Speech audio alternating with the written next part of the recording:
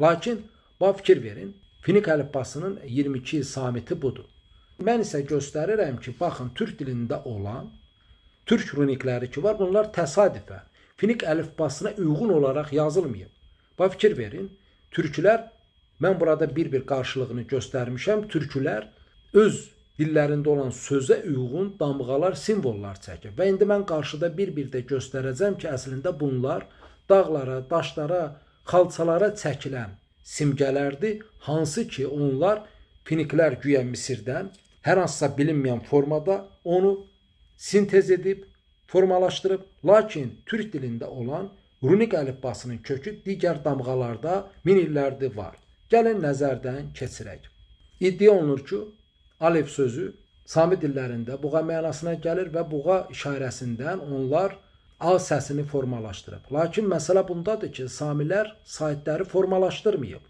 Onda bu necə formalaşıb? Mən indi qarşıda bir-bir dəyinəcəm və görəcəyik ki, türk dillərində sait səslər hər hansısa əşyaları deyil, ağız hərəkəti ilə O, U, Ö, Ü, I, İ səslərini formalaşdırıb və A, E səsini isə türklər bu formada formalaşdırıb, daha sonra buradakı bir xətt bu cür formaya keçərək A səsinə çevrilmişdir.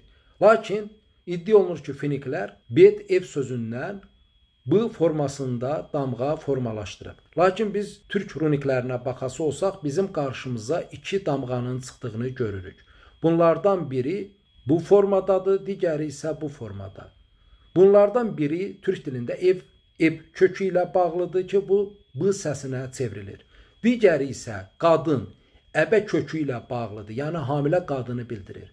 Və biz Kiril əlifbasına baxası olsaq və həmçinin Latin əlifbasındakı kiçik B-yə baxası olsaq, bunun türk runiklərində olduğunu görürük. Finik əlifbasında var? Yoxdur. Demək ki, bu iki əlifba hər hansısa formada Finik, Latin və Kiril əlifbasının kökünə çevrilib. Bu ayrıca yenidən düşünülməlidir.